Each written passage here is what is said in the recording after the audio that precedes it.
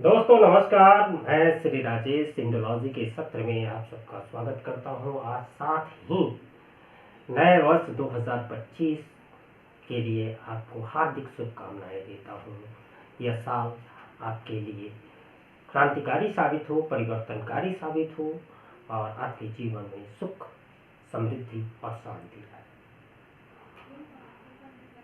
अब खबरों की ओर जरा रुक करें तो 2024 में हमने देखा कि जियोपॉलिटिकल और अंतर्राष्ट्रीय स्तर पर जो खबरें हैं उसने पूरी दुनिया को एक अलग ढंग से परिभाषित किया था।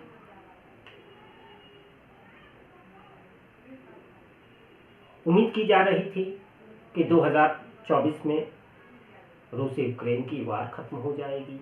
उम्मीद की जा रही थी कि इजराइल, गजा और हिजबुल्लाह ये जो चल रहा है वह खत्म हो जाएगा। उसके बाद भारत और अमेरिका के बीच हमने निकटता भी देख रखा और साथ ही अमेरिकी डीप स्टेट के द्वारा भारत और भारतीय उपमहाद्वीप में जो करामात किए जा रहे हैं उसको भी हमने देखा।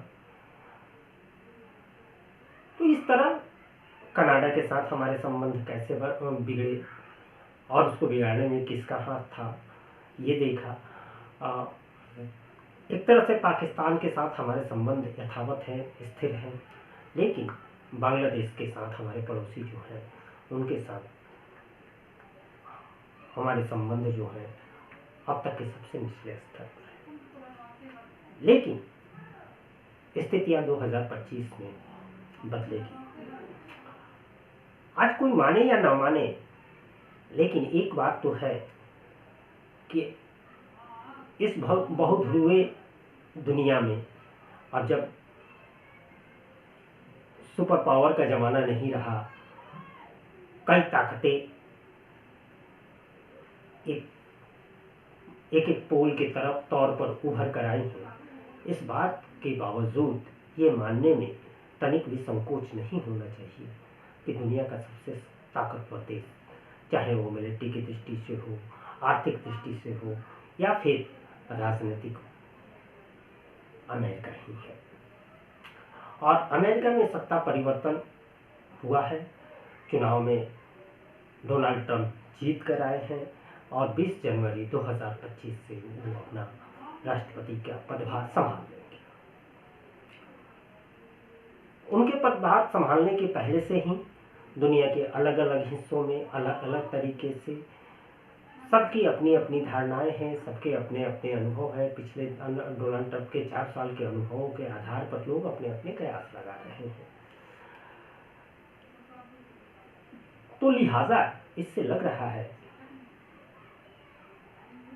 कि 2025 में बहुत सारे ऐसे महत्वपूर्ण जियोपॉलिटिकल घटनाएं होंगी जिसकी हम अभी उम्मीद नहीं कर रहे हैं या कल्पना नहीं कर रहे हैं,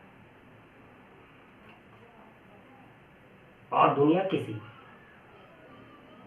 एक अलग दिशा की ओर बढ़ेगी। चलिए, ये तो 2025 के लिए हम भविष्य में देखने की कोशिश कर रहे हैं, लेकिन वर्तमान में जो हो रहा है उसके अनुसार हम लोग बांग्लादेश की ओर करते हैं। बांग्लादेश में 31 कोई एक कथित तौर पर एक बड़ी क्रांति आने वाली थी। अब उस देश का क्या किया जाए जो लोकतांत्रिक रूप से चुनी हुई सरकार को खत्म करती है, उखाड़ फेंकती है और फिर वहां 2 लाख, 5 लाख, 10 लाख लोगों की भीड़ का नेतृत्व करने के लिए एक अंतरिम सरकार बना दी जाती है। फिर यही तय होता है यहाँ से वह अंतरिम सरकार जो किसी मैंडेट किसी का लेकर नहीं आई है, वह संविधान संशोधन की बात संविधान बदलने की बात कर रही है। मिलिट्री चीफ को, आर्मी चीफ को बदलने की बात कर रही हो।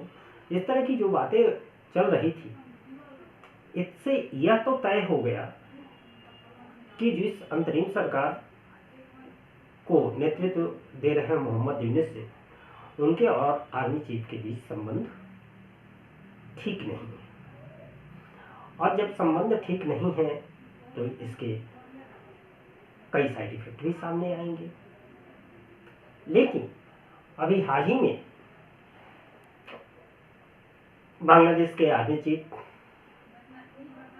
उन्होंने बांग्लादेश की एक अखबार प्रथम आलो को एक इंटरव्यू दिया और उस इंटरव्यू में उन्होंने बड़े ही संतुलित अंदाज में यह बता दिया कि आर्मी जो है, भले सरकार भारत के खिलाफ उकसावे वाली गतिविधियों को संचालित कर रही है, भारत को उकसाने की कोशिश कर रही है, लेकिन आर्मी इस तरह की चीज़ों में विश्वास नहीं रखती। और आर्मी, उन्होंने कहा भी कि भारत पर हमारी निर्भरता कई सारी चीज़ों के लिए है।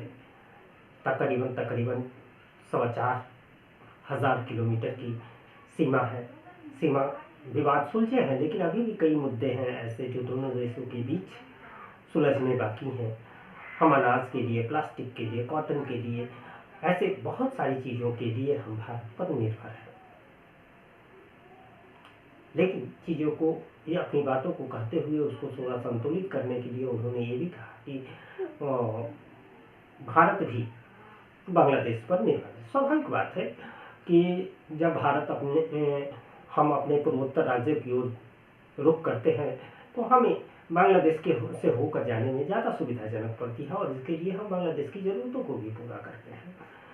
तो उन्होंने एक अपने इंटरव्यू के जरिए ये साफ साफ यूनुस सरकार को संकेत दे दिया कि आर्मी जो है वह भारत के साथ किसी टसल में नहीं आना चाहती, किसी द्वंद्व में नहीं आना चाहती।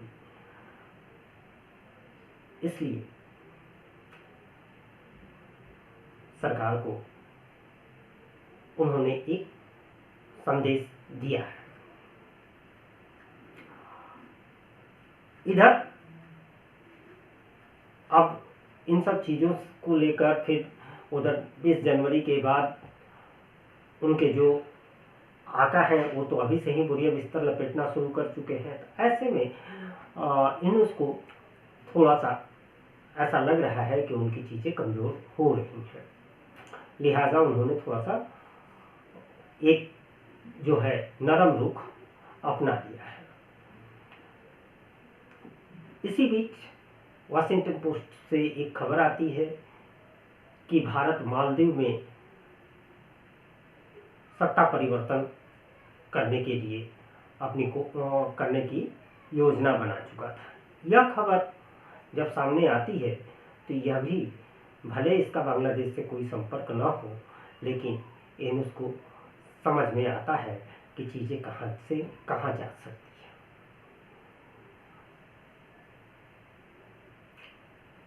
और जिस प्रकार Arakan army Saint Martin island पर कब्जा जमा चुकी है और बॉर्डर के पास कॉक्स बाजार इलाके में जिस तरह उसकी धमक है, वैसे में मोहम्मद यूनुस को अपनी बाजी थोड़ी कमज़ोर लग रही है।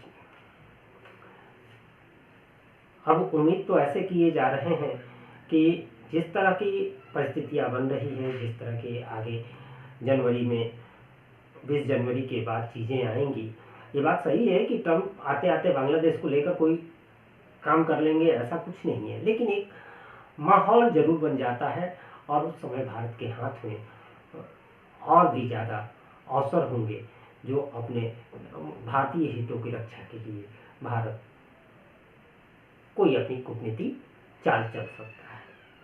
तो चलिए, नए वर्ष में हम नई उम्मीदें के साथ इस नए साल का सफर आरंभ करते हैं। एक सुखद, समृद्ध और शांत माहौल हमारे देश का होगा और हम सब एक आनंदमय जिंदगी व्यतीत करेंगे। आपको भी नव वर्ष की फिर ढेर सारी शुभकामनाएं और बधाइयाँ। नमस्कार।